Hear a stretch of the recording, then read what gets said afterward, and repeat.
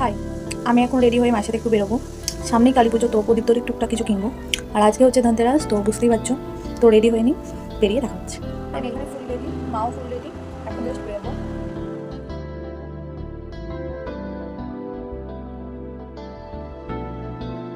এইসব কেনে একটা ঝাড়ু কিনতেই হয়। থেকে আমাদের বাড়িটা এত সুন্দর লাগছে,